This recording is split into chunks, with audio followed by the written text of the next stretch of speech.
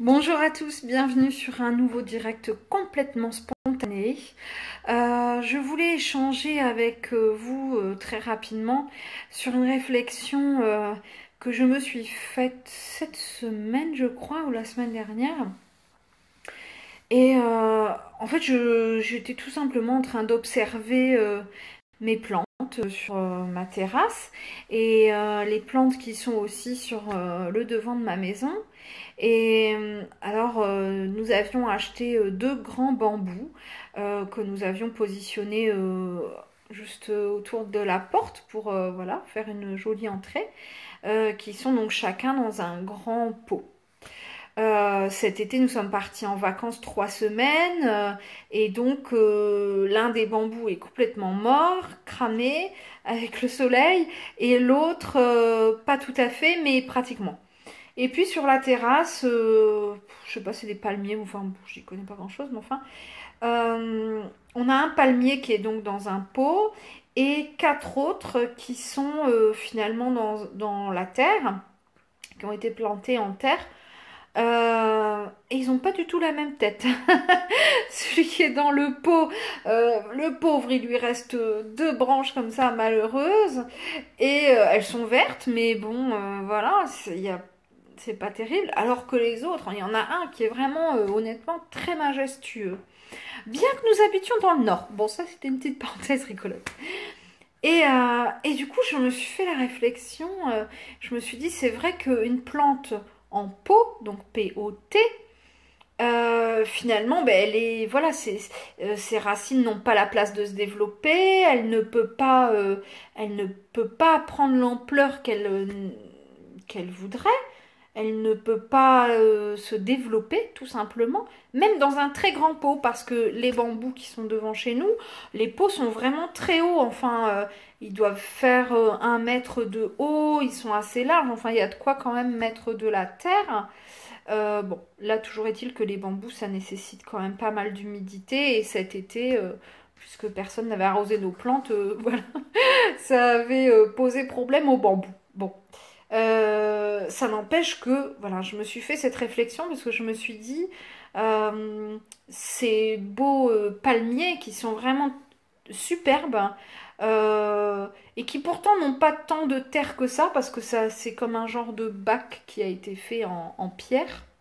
Bon, il y a quand même plus de terre que dans un pot, hein, c'est quand même beaucoup plus grand, mais quand même, je me suis dit, alors eux, ils se sont développés vraiment top, quoi.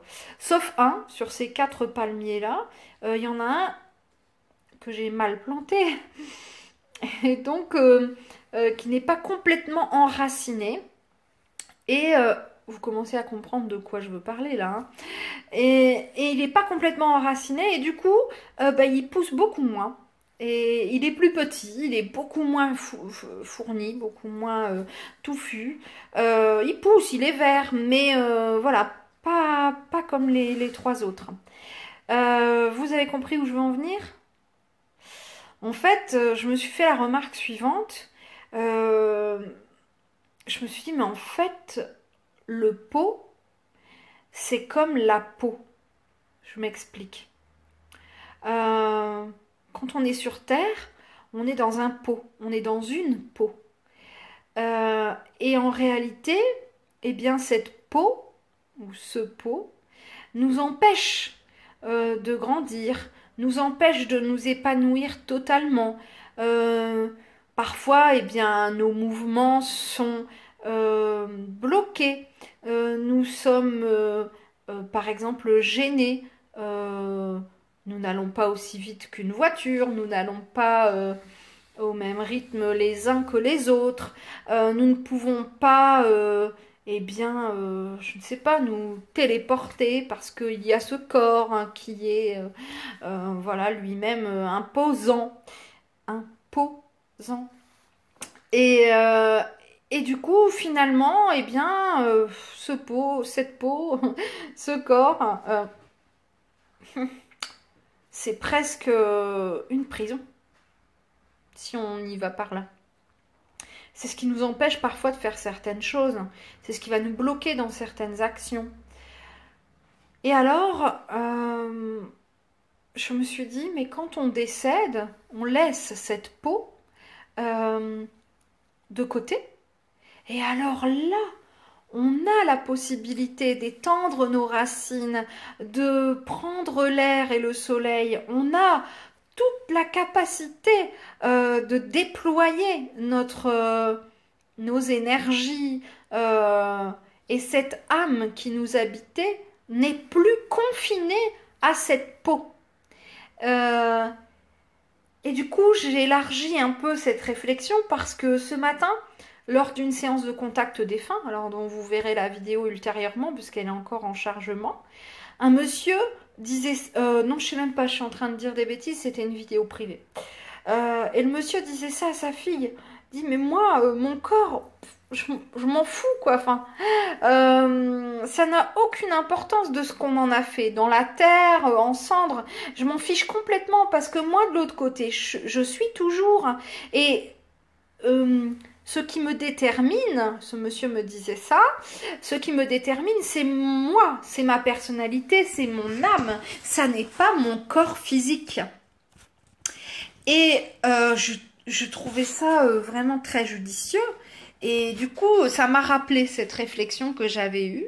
Et ça m'a aussi renvoyé à certaines questions que j'ai parfois, des gens qui me disent, est-ce que vous pourriez demander aux défunts si ça leur fait quelque chose d'être incinérés, si ça leur fait quelque chose d'être enterrés, est-ce que ça les gêne qu'on prenne une partie de leurs organes, est-ce que vous pensez qu'on peut faire ça sans leur consentement?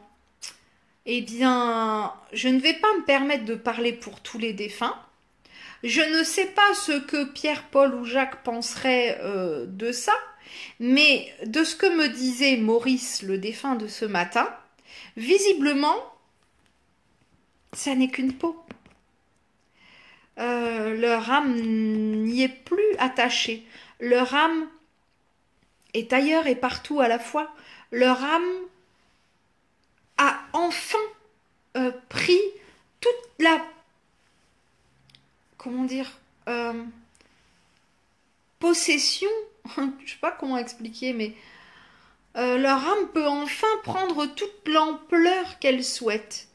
Et alors je ne vais pas là, je le redis, me permettre de parler pour chaque situation, pour chaque défunt, mais quand même, c'est pas le premier défunt à me dire ça, et donc c'est pas le premier à m'expliquer qu'en réalité, le corps est un outil terrestre, est une enveloppe corporelle terrestre, est un véhicule terrestre qui n'a qu'une durée de vie, je vais dire, infime, mais que l'âme finalement n'y est plus attachée dès lors que cette peau se détache, hein, dès lors que le corps physique a fini sa course. J'ai mon petit chaton encore qui s'invite. Ça n'est pas pour autant que l'âme, elle, se meurt. Bien au contraire. Hein, on en a eu la preuve par des dizaines, centaines de vidéos que je fais depuis quelque temps, où les défunts se manifestent. Ils arrivent à se matérialiser physiquement ou de manière auditive. Donc, voilà, je pense qu'il faut bien concevoir les choses de cette façon-là. Notre vie terrestre, pendant notre vie terrestre, nous sommes dépendants de ce corps et donc finalement assez restreints dans pas mal d'actions. Alors que dès que ce corps finalement n'a plus fonction, est passé au rang de corps inutilisable, alors notre âme redevient libre. Et oui, c'est une certaine liberté quand même de n'être qu'énergie, de pouvoir voyager, de pouvoir, eh bien, voilà, s'accaparer finalement toute la place dont elle a besoin. Je trouve que c'est une jolie réflexion. Voilà. Et c'est pour ça que je l'ai appelé comme ça, le pot ou la peau, parce que finalement, je me suis fait une petite remarque, une réflexion, et ça m'apparaissait tellement évident que le Wi-Fi est revenu. Mais ce qui est à l'intérieur de ce pot, euh, c'est ça, ce qui compte. Et c'est pour ça que c'est important, et là je parle bien de l'âme et non pas du corps, d'y mettre du terreau, de l'engrais, de la mettre au soleil, de lui faire boire de l'eau. C'est ça la nourriture de l'âme. Hein. Alors, bah, votre terreau, c'est les expériences, c'est les petits bonheurs de la vie, sont les lectures, les rencontres, les voyages. C'est ça le terreau de la vie. Bon, alors peut-être que cette réflexion de peau à peau vous semble un peu farfelue, mais voilà, j'avais à cœur de vous la partager. Sur ce, j'ai terminé ma journée. Enfin, non, j'ai terminé mes séances. J'ai encore un lourd travail qui m'attend parce que j'ai encore beaucoup d'administratifs, des messages, des vidéos à gérer. Mais finalement, mon terreau à moi, c'est aussi vous.